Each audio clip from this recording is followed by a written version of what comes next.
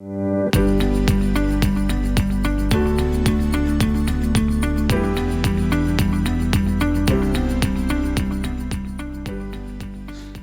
et bienvenue dans l'émission In Studio. Nous allons poursuivre cette thématique intitulée « Atmosphère du royaume ». Et j'aimerais vous parler plus particulièrement des 10 étapes d'une complète délivrance.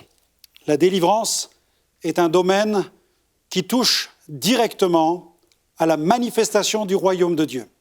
Dieu est le Dieu des délivrances. Il est le Dieu qui libère.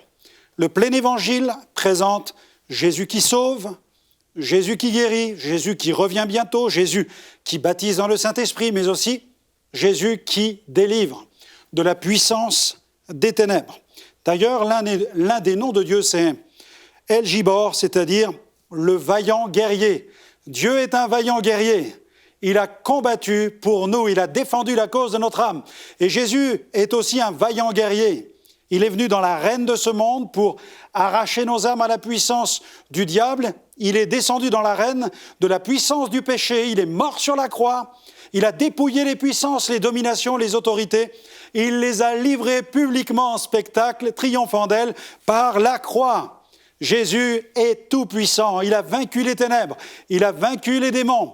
Tout au long de son ministère, il a vaincu la puissance des ténèbres. Il chassait les mauvais esprits. Et il a donné le pouvoir à ses disciples d'aller proclamer l'Évangile. Et en les envoyant, il leur a dit « Je vous ai donné l'autorité sur la puissance de l'ennemi, sur toute la puissance de l'ennemi. Rien ne pourra vous nuire. » En Jésus, nous avons reçu l'autorité sur la puissance. L'autorité exousia sur la puissance dunamis. L'autorité supérieure à la puissance.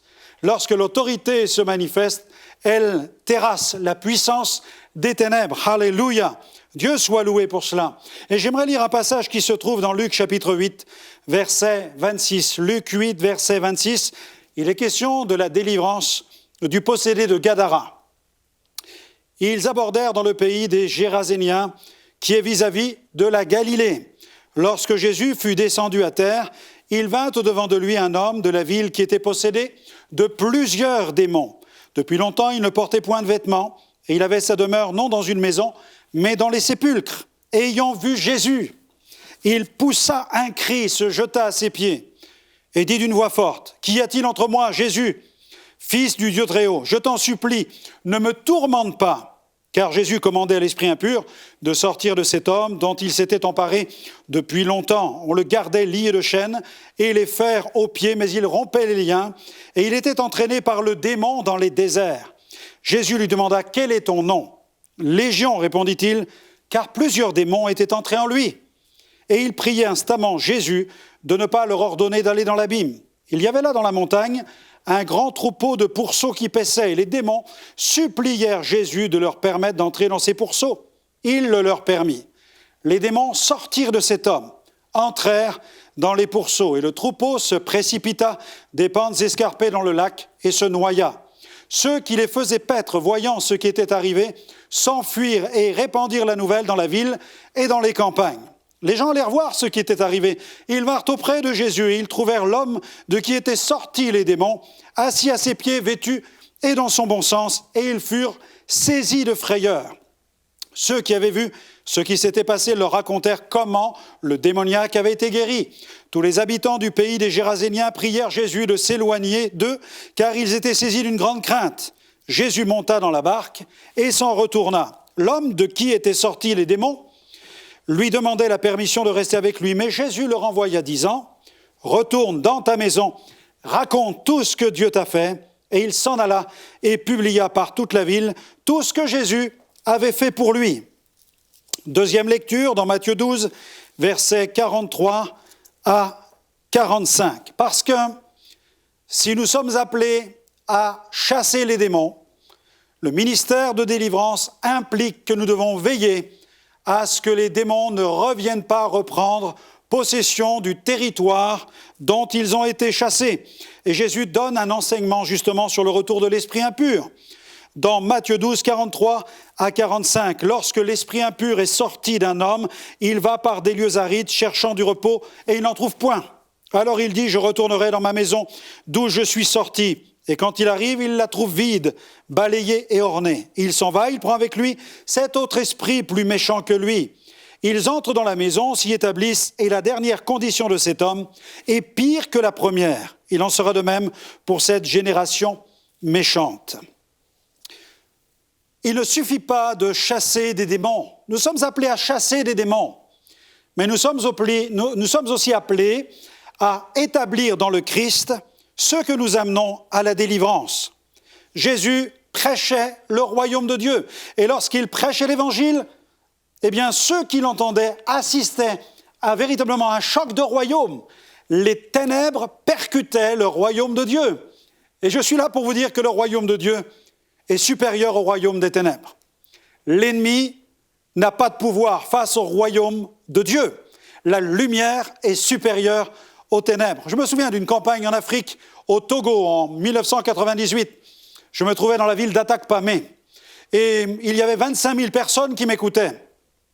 Et dès le premier soir, quand j'ai pris place derrière le pupitre, j'avoue que c'était ma première campagne en Afrique, ma première grande campagne. Là, j'avais cette foule en face de moi, et les gens exultaient, sautaient, c'était une atmosphère incroyable. Et j'entendais des cris, des applaudissements, des cris de joie, et j'entendais des sifflets. Et je me tourne vers le coordinateur et je lui dis, mais quelle ambiance extraordinaire ici, les gens sautent, les gens dansent, les gens poussent des cris, les gens sifflent, et là, il se met à éclater de rire, comme seuls les Africains sont capables de le faire. Et il me dit, frère Alexandre, je vois que vous ne connaissez pas bien l'Afrique. Je dis, mais pourquoi, frère? Et il me dit, mais parce que tous ces gens qui sifflent, ce ne sont pas des gens qui sont heureux d'être ici. Ce sont tous les sorciers de la région qui sont venus pour vous accueillir. Ils sifflent parce qu'ils appellent les démons afin qu'ils se jettent contre vous et qu'ils vous neutralisent et vous empêchent de prêcher l'Évangile. J'ai fait « Waouh, quelle ambiance ici !» Alors j'ai brandi la Bible et j'ai proclamé la puissance du nom de Jésus. Et alors que je proclamais la puissance du nom de Jésus, tout à coup, les sifflets se sont arrêtés et les sorciers sont tombés les uns après les autres dans la foule, terrassés par la puissance du Saint-Esprit. Alléluia! L'Évangile est triomphant. Le royaume de Dieu est plus puissant que le royaume des ténèbres. Voyons rapidement 10 étapes qui permettent d'être établis dans le Christ et de quitter le royaume des ténèbres pour le royaume de Dieu. Vouloir rencontrer Jésus. Le texte nous parle de Jésus qui vient dans cette ville, dans Luc chapitre 8. Il est question de Jésus qui vient lorsque Jésus, etc. Un homme de la ville vient à sa rencontre. Un homme de la ville vient vers Jésus. Mais cet homme qui vient vers Jésus, il vient parce qu'il est conduit par le Saint-Esprit. Ce ne sont pas les démons qui régissent son existence. Bien que sa vie soit possédée, il n'est possédé que dans une certaine mesure. Il ne faut pas croire que les gens qui sont possédés ont perdu tout pouvoir. Dieu, dans sa grâce, permet qu'il y ait à certains moments de leur existence quelques fenêtres de lucidité pour leur permettre de saisir l'Évangile, de saisir le moment divin, pour venir être délivrés de la puissance des ténèbres. Il est venu vers Jésus. Alors que Jésus arrive à Gadara, Gadara veut dire entouré, fortifié.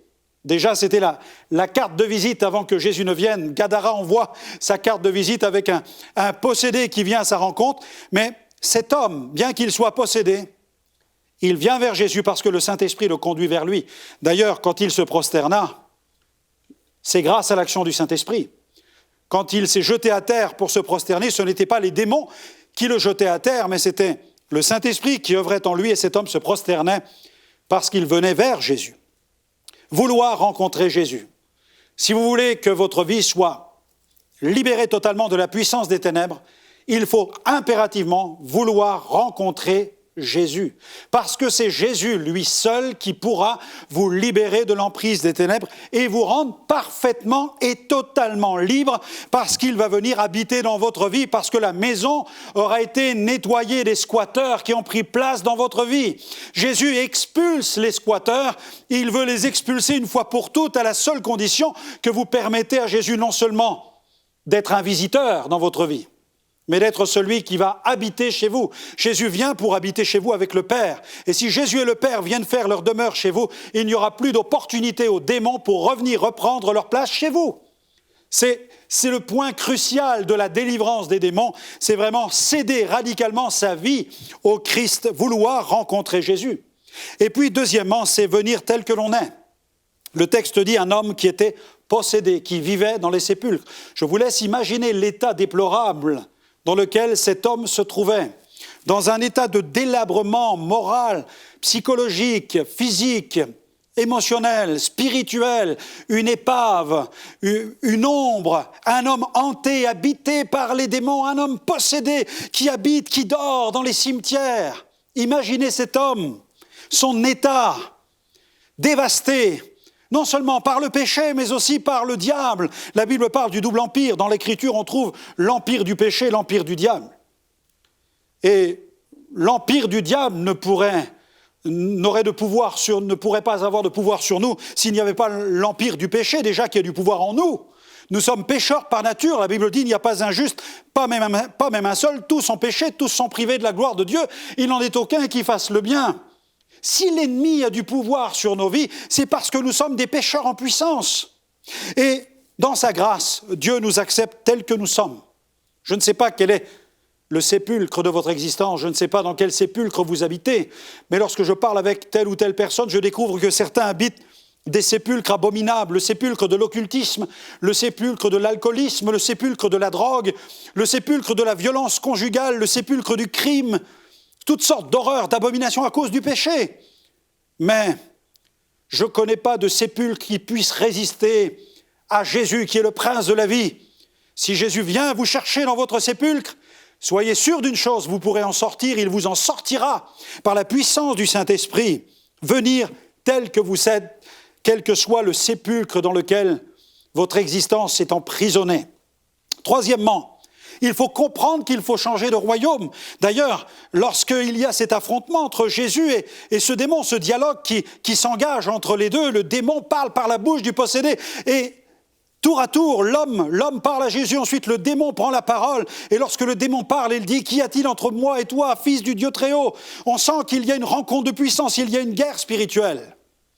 Deux royaumes, deux camps, deux maîtres, mais aussi deux destinées. Il y a deux royaumes, il faut comprendre qu'il faut changer de royaume. Vous ne pourrez pas trouver la délivrance tant que vous n'aurez pas intégré le fait qu'il faut vraiment changer de royaume. Vous ne pouvez pas vivre dans deux royaumes à la fois. On ne peut pas marcher un pied sur le trottoir et un pied dans le caniveau. Ça n'est pas possible, il faut choisir son maître. À quel royaume appartenez-vous? C'est la question cruciale. À quel royaume appartenez-vous? Est-ce que Jésus est vraiment celui qui régit votre existence? Ou est-ce que votre existence est régie par la puissance du péché et contrôlée par la puissance du diable? Quatrième point, choisir son maître. Dans Marc 5, versets 6 à 8, dans un autre évangile, il y a un complément dans ce récit, puisque le texte ajoute dans Marc 5, « Ayant vu Jésus, il accourut, il se prosterna. » Quel passage magnifique! Il exprima sa ferme volonté de changer de maître. Et ce n'est qu'à partir de ce moment que Jésus manifeste son autorité, vous le remarquerez. Parce que tant que l'homme ne s'est pas prosterné, visiblement Jésus ne bouge pas. Mais lorsque l'homme se prosterne, donc il accourt, ce ne sont pas les démons qui le poussent vers Jésus, jamais le diable ne poussera quelqu'un dans les bras de Jésus, c'est clair. Mais si un homme possédé vient vers Jésus, c'est que le Saint-Esprit est en train de le prendre par la main pour le conduire vers Jésus, parce que seul Jésus pourra le délivrer. Il va choisir son maître, il se prosterna. Parce que quelqu'un qui se prosterne, c'est quelqu'un qui reconnaît l'autorité de la personne qui est en face de lui. Et si cet homme se prosterne, c'est parce qu'il accepte véritablement la royauté de Jésus sur son existence. Et c'est à partir de ce moment que Jésus proclame sa parole et qu'il dit « Sors !» Il réprime le démon. Si vous voulez que Jésus vienne mettre dehors les démons qui piratent votre existence, qui squattent votre existence, qui torpillent votre existence, qui molestent votre existence, peut-être même qui la possèdent, eh bien, il vous faut véritablement choisir le bon maître. Et si vous acceptez Jésus comme étant votre maître, alors la puissance du Saint-Esprit repoussera, expulsera les puissances de ténèbres. Point numéro 5. Prendre place aux pieds de Jésus. Le texte nous dit qu'il était auprès de Jésus. Il a pris la bonne part, il s'est placé au bon endroit, il a accepté de placer sa vie sous l'autorité de Jésus-Christ, il a reconnu l'autorité du Christ sur sa vie. Quelqu'un qui se place auprès de Jésus, au pied de Jésus, c'est quelqu'un qui choisit dorénavant de vivre dans une pleine stabilité, dans une foi entière, sous l'autorité du Christ. Lorsque j'ai été libéré des puissances de ténèbres en 1985 et que je suis rentré à la maison, je peux vous assurer que dans les heures qui ont suivi, c'était la guerre. Ma mère était voyante, elle était guérisseuse. Je pratiquais la parapsychologie, la télékinésie, la télépathie. Je lisais dans pas mal de bouquins de sorcellerie. Il y avait des phénomènes paranormaux à la maison. Ma mère avait son cabinet de consultation, sa clientèle. Nous avions des spectres qui apparaissaient, des mains qui se posaient sur mon corps la nuit, mon corps qui les collait en lévitation. Et lorsque j'ai entendu le plein évangile, que le pasteur m'imposait les mains, qu'il a réprimé les démons, j'ai été délivré. Rempli ensuite de la présence du Saint-Esprit, je suis rentré chez moi. J'ai vécu une vie transformée, mais de retour à la maison, je ressentais les ténèbres qui voulaient reprendre place dans ma vie. C'était comme une nuée qui venait contre moi. Alors en urgence, j'ai appelé le pasteur et j'ai dit « Qu'est-ce qu'il faut que je fasse ? Pasteur, je sens que les démons veulent reprendre place. » Il m'a dit « Prends ta Bible. » J'ai pris ma Bible. 2 Corinthiens, chapitre 5, verset 17. Il me dit « Lis-le. » Et le texte dit « Si quelqu'un est dans le Christ, il est une nouvelle création, les choses anciennes sont passées, voici toutes choses sont devenues nouvelles. » Il m'a dit « Maintenant tu le lis, tu le confesses et tu le proclames. » Et pendant plusieurs heures, j'arpentais la salle à manger à la maison, Bible en main, 2 Corinthiens, chapitre 5, verset 17. Si quelqu'un est dans le Christ, il est une nouvelle création. Les choses anciennes sont passées, voici toutes choses sont devenues nouvelles. Si quelqu'un est dans le Christ, il est une nouvelle création. Les choses anciennes sont passées, voici toutes choses sont devenues nouvelles. Quelqu'un dira incantation. Non. Foi dans la parole, foi dans les Écritures. Il ne s'agit pas d'une formule magique. Non, il s'agit de ma foi, de l'épée de l'esprit, de cette parole que j'ai saisie, telle une épée que j'ai brandie contre les démons qui voulaient me tourmenter, qui voulaient me détruire, et qui depuis des mois m'assaillaient la nuit jusqu'à me parler et me commander de me jeter par la fenêtre. C'est un combat spirituel, c'est une guerre dans l'invisible, c'est une rencontre de puissance. Mais j'ai saisi l'épée de l'esprit, je l'ai brandie et j'ai asséné des coups à l'ennemi en proclamant l'autorité des Saintes Écritures et en me l'appropriant, en appliquant à ma vie l'autorité, la parole de Dieu. Si quelqu'un est dans le Christ, s'il a plongé sa vie dans le Christ, il est une nouvelle création. Les choses anciennes sont passées. Voici, toutes choses sont devenues nouvelles. Le drame aujourd'hui, c'est que bien des gens permettent à Jésus de visiter leur vie, mais ils ne permettent pas à Jésus de s'établir dans leur vie. Et ce fut la clé de la délivrance de cet homme, puisqu'il a pris place aux pieds du Seigneur Jésus. Point suivant, point numéro 6, laissez Christ régner. Il est assis, le texte dit, assis, vêtu, dans son bon sens, à ses pieds, assis. Cela nous parle de la stabilité émotionnelle. Vêtu, cela nous parle de cette dignité qui a été retrouvée. Dans son bon sens, cela nous parle de son équilibre psychique. À ses pieds, cela nous parle de son équilibre spirituel. Il devient un disciple de Jésus. Il place sa vie sous l'autorité du Seigneur Jésus. Un disciple, c'est quelqu'un qui renonce à lui-même. C'est quelqu'un qui choisit volontairement, délibérément, de rompre avec le péché, de rompre avec le diable, de rompre avec la sorcellerie, de rompre avec la magie, de rompre avec les guérisseurs, de rompre avec les rituels, avec les sacrifices, avec les talismans, avec les gris-gris. Il faut couper avec les démons. Il faut passer par le feu tous les livres de sorcellerie. Il faut véritablement changer de maître, changer de royaume, livrer, abandonner sa vie à Christ, attacher sa vie au Christ. Et c'est de cette manière que l'on retrouve son équilibre émotionnel, son équilibre psychique, son équilibre spirituel. On devient une nouvelle création. Laissez Christ régner. Point numéro 7. Bénéficier du ministère de délivrance. C'est une des grandes faiblesses de l'Église contemporaine. C'est que dans bien des assemblées, on prêche l'Évangile, on prêche les textes qui évoquent l'autorité de Jésus contre les démons, On prêche des textes où il est dit que les disciples ont reçu l'autorité. Voici les miracles qui accompagneront ceux qui auront cru. En mon nom, ils chasseront des démons. Mais malheureusement, dans certains endroits, on enseigne que si une personne vient à Jésus, qu'elle vient devant l'estrade, si elle a un démon, tout simplement parce qu'elle va lever sa main ou qu'elle va répéter une prière, automatiquement, une forme d'exorcisme va s'opérer. Elle sera libérée de ses démons. Hérésie, ça n'a pas de sens. Jésus a dit, vous chasserez les démons.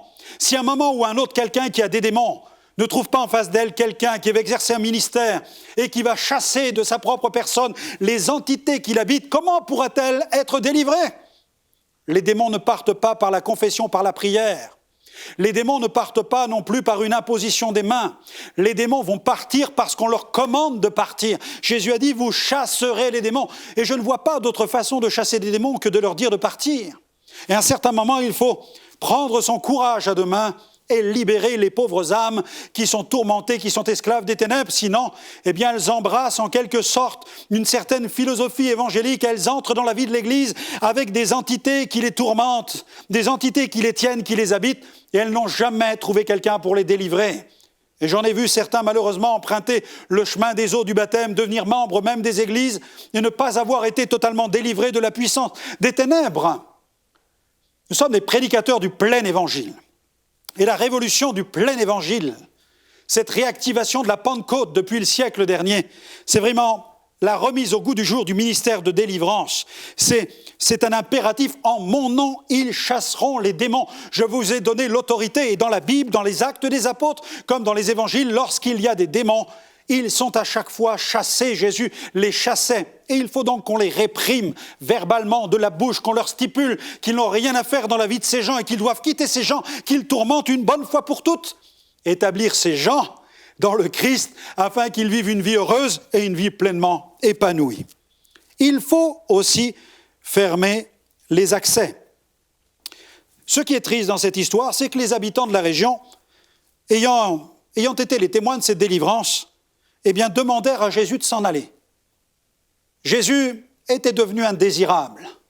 Pourquoi? Peut-être avait-il résolu tous ces gens de continuer à entretenir toutes sortes de trafics et de continuer à vivre dans des pratiques qui étaient condamnées par la loi de Moïse, qui ne rencontraient pas l'approbation divine. Mais il faut bien comprendre que ces gens, malheureusement, n'ont pas fermé les accès. Ils ont fermé la porte à Jésus.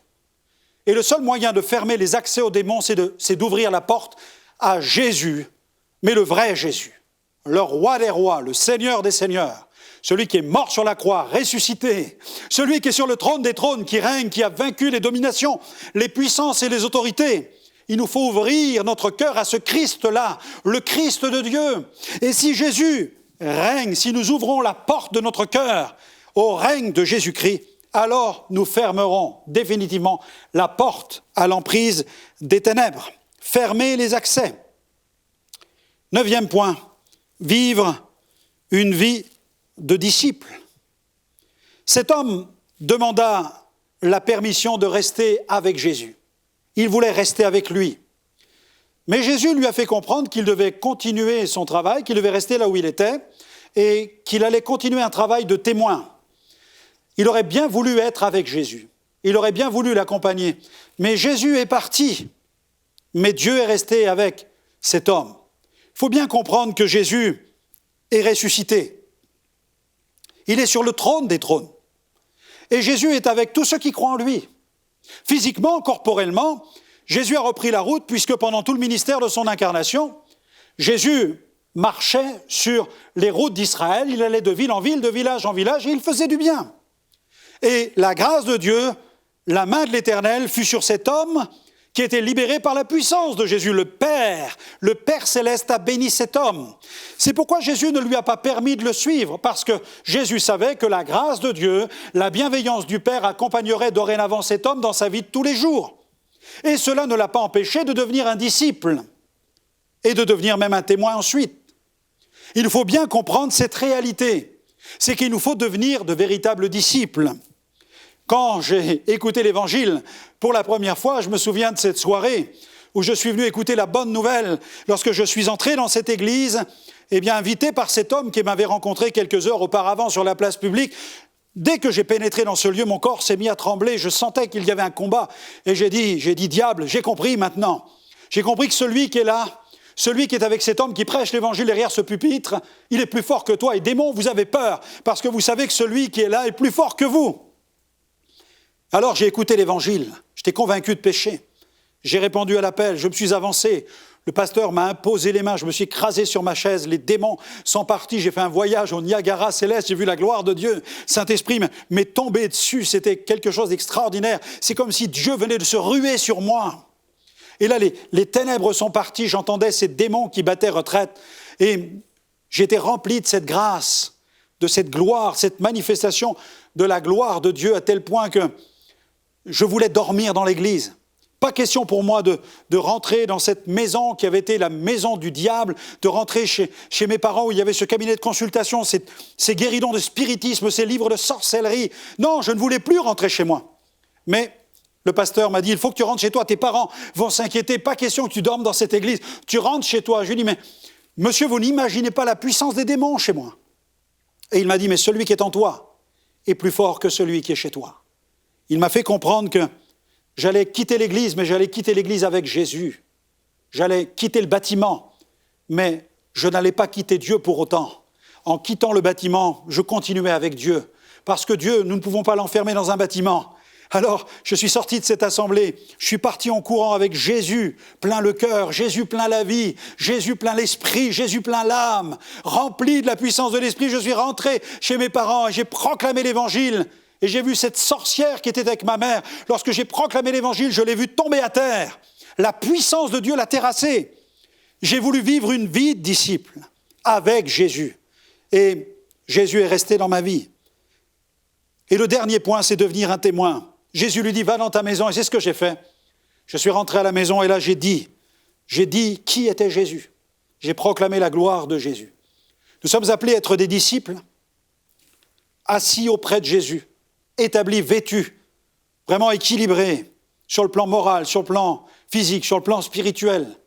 Mais nous sommes aussi appelés à être des témoins dans notre foyer, dans notre famille. Et lorsque j'étais témoin, très vite, j'ai senti que Dieu m'appelait à parler de Jésus à mes parents, bien entendu, je l'ai fait. Toute la famille s'est convertie à Jésus en quelques jours. Mon père guéri de son ulcère cancéreux, ma mère libérée de l'esprit de divination, ma petite sœur libérée des démons, mon frère libéré de la drogue, de l'alcool, toute la famille et toute cette clientèle, des centaines de clients pendant des mois, des années, qui venaient sonner à la porte et qui découvraient qu'il ne s'agissait plus d'un cabinet de consultation, mais d'un lieu d'évangélisation. Des centaines ont entendu l'évangile et il m'a appelé à prêcher l'évangile chez moi, dans le quartier, dans la ville, dans la région, dans le pays, et jusqu'aux extrémités de la terre, puisqu'il m'a fait la grâce d'être appelé au ministère d'évangéliste. Et depuis bientôt 30 ans, je prêche cet évangile dans près de 50 pays et je vois de grandes foules qui se tournent vers le Christ et des milliers être guéris, délivrés des démons, mais surtout sauvés de leurs péchés, parce que Christ habite dans leur cœur. Que Christ règne en vous, que Christ soit véritablement le roi et le Seigneur de votre existence. Et de cette manière, l'ennemi n'aura plus rien en vous, comme il n'avait rien en Jésus. Jésus, parlant de l'ennemi, disait, le diable, il n'a rien en moi. Lequel de vous me convaincra de péché? Que Jésus règne en vous, et l'ennemi n'aura plus de pouvoir sur vous. Que Dieu vous bénisse, que Dieu vous comble de sa présence.